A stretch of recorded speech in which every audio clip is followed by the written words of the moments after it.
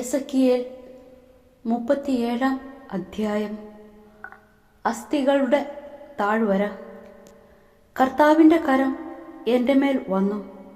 അവിടുന്ന് തൻ്റെ ആത്മാവിനാൽ എന്നെ നയിച്ച് അസ്ഥികൾ നിറഞ്ഞ ഒരു താഴ്വരയിൽ കൊണ്ടുവന്ന് നിർത്തി. അവിടുന്ന് എന്നെ അവയുടെ ചുറ്റും നടത്തി. അവ വളരെയേറെ ഉണ്ടായിരുന്നു. അവ ഉണങ്ങി വരണ്ടിരുന്നു. അവിടുന്ന് എന്നോട് ചോദിച്ചു, മനുഷ്യപുത്ര, ഈ അസ്ഥികൾക്ക് ജീവിക്കാനാവുമോ? ഞാൻ പറഞ്ഞു, ദൈവമായ കർത്താവെ, അങ്ങേക്കറിയാമല്ലോ. അവിടുന്ന് എന്നോട് അരുളി ചെയ്തു, ഈ അസ്ഥികളോട് നീ പ്രവചിക്കുക. വരണ്ട അസ്ഥികളെ, കർത്താവിൻ്റെ വചനം ശ്രവിക്കുവിൻ എന്ന് അവയോട് പറയുക. ദൈവമായ കർത്താവ് ഈ അസ്ഥികളോട് അരുളി ചെയ്യുന്നു, ഇതാ, ഞാൻ നിങ്ങളിൽ പ്രാണൻ നിവേശിപ്പിക്കും. നിങ്ങൾ ജീവിക്കും. ഞാൻ നിങ്ങളുടെ മേൽ ഞരമ്പുകൾ വെച്ച് പിടിപ്പിക്കുകയും മാംസം വളർത്തുകയും ചർമ്മം പൊതിയുകയും നിങ്ങളിൽ പ്രാണൻ നിവേശിപ്പിക്കുകയും ചെയ്യും. നിങ്ങൾ ജീവൻ പ്രാപിക്കും. ഞാനാണ് കർത്താവ് എന്ന് അപ്പോൾ നിങ്ങൾ അറിയും. എന്നോട് കൽപ്പിച്ചതുപോലെ ഞാൻ പ്രവചിച്ചു. ഞാൻ പ്രവചിച്ചപ്പോൾ ഒരു ശബ്ദം ഉണ്ടായി, ഒരു കിരുകിര ശബ്ദം. വേർപെട്ടുപോയ അസ്ഥികൾ തമ്മിൽ ചേർന്നു. ഞാൻ നോക്കിയപ്പോൾ ഞരമ്പും മാംസവും അവയുടെ മേൽ വന്നിരുന്നു. ചർമ്മം അവയെ പൊതിഞ്ഞിരുന്നു. എന്നാൽ അവയ്ക്ക് പ്രാണൻ ഉണ്ടായിരുന്നില്ല. അവിടുന്ന് എന്നോട് അരുളി ചെയ്തു, മനുഷ്യപുത്ര, ജീവശ്വാസത്തോട് പ്രവചിക്കുക.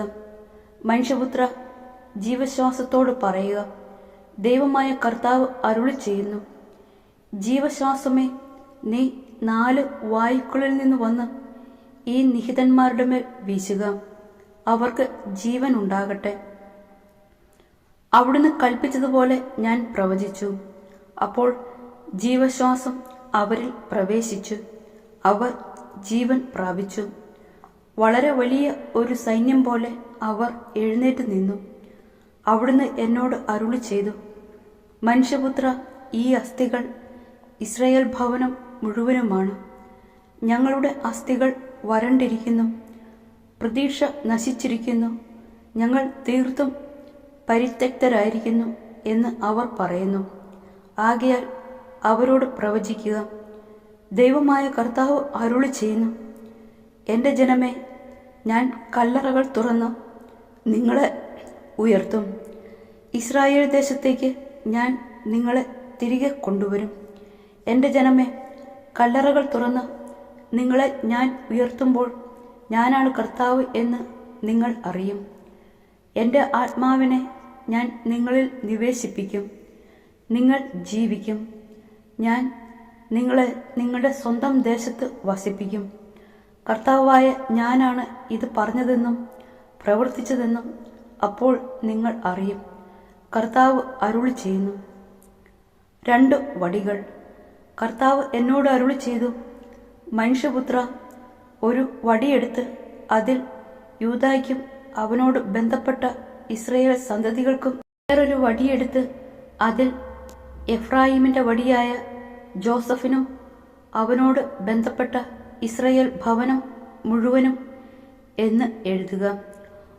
ഒന്നായി തീരത്തക്ക വിധം അവ നിന്റെ കയ്യിൽ ചേർത്ത് പിടിക്കുക.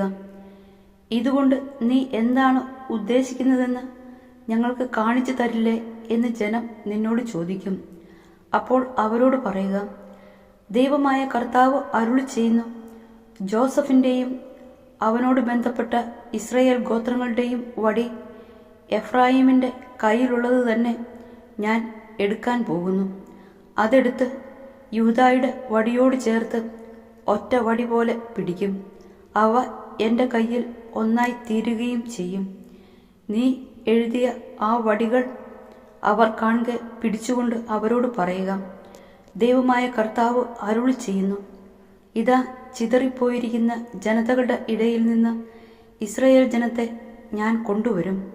എല്ലാ ദിക്കുകളിലും നിന്ന് ഞാൻ അവരെ ഒന്നിച്ചുകൂട്ടി സ്വദേശത്തേക്ക് കൊണ്ടുവരും.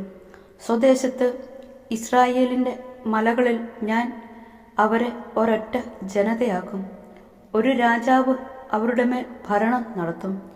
ഇനി ഒരിക്കലും അവർ രണ്ട് ജനതകളായിരിക്കുകയില്ല, രണ്ട് രാജ്യങ്ങളായി ഭിന്നിച്ച് നിൽക്കുകയുമില്ല. തങ്ങളുടെ വിഗ്രഹങ്ങളാലോ മ്ലേച്ഛ പ്രവൃത്തികളാലോ മറ്റേതെങ്കിലും അപരാധങ്ങളാലോ അവർ മേലിൽ തങ്ങളെ തന്നെ മലിനപ്പെടുത്തുകയില്ല. അവർ പാപം ചെയ്ത എല്ലാ വസതികളിലും നിന്ന് അവരെ ഞാൻ രക്ഷിച്ച് നിർമ്മലരാക്കും. അങ്ങനെ അവർ എൻ്റെ ജനവും ഞാൻ അവരുടെ ദൈവവും ആയിരിക്കും. എൻ്റെ ദാസനായ ദാവീദ് അവർക്ക് രാജാവായിരിക്കും.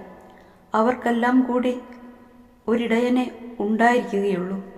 അവർ എൻ്റെ നിയമങ്ങൾ അനുസരിക്കുകയും കൽപ്പനകൾ ശ്രദ്ധാപൂർവം പാലിക്കുകയും ചെയ്യും. ഞാൻ എൻ്റെ ദാസനായ യാക്കോബിന് കൊടുത്തതും നിങ്ങളുടെ പിതാക്കന്മാർ അധിവസിച്ചതുമായ ദേശത്ത് അവർ വസിക്കും. അവരും അവരുടെ സന്തതി പരമ്പരയും ആ ദേശത്ത് നിത്യമായി വസിക്കും. എൻ്റെ ദാസനായ ദാവീദ് എന്നേക്കും അവരുടെ രാജാവായിരിക്കും. സമാധാനത്തിൻ്റെ ഒരു ഉടമ്പടി അവരുമായി ഞാൻ ഉണ്ടാക്കും. അത് നിത്യമായ ഉടമ്പടിയായിരിക്കും. അവരെ ഞാൻ അനുഗ്രഹിക്കുകയും വർദ്ധിപ്പിക്കുകയും ചെയ്യും. അവരുടെ മധ്യേ എൻ്റെ ആലയം ഞാൻ എന്നേക്കുമായി സ്ഥാപിക്കും. എൻ്റെ വാസസ്ഥലം അവരുടെ മധ്യേ ആയിരിക്കും. ഞാൻ അവരുടെ ദൈവവും അവർ എൻ്റെ ജനവുമായിരിക്കും. എൻ്റെ ആലയം അവരുടെ മധ്യേ നിത്യമായി സ്ഥിതി ചെയ്യുമ്പോൾ ഇസ്രായേലിനെ വിശുദ്ധീകരിക്കുന്ന കർത്താവ് ഞാനാണ് എന്ന് ജനതകൾ അറിയും.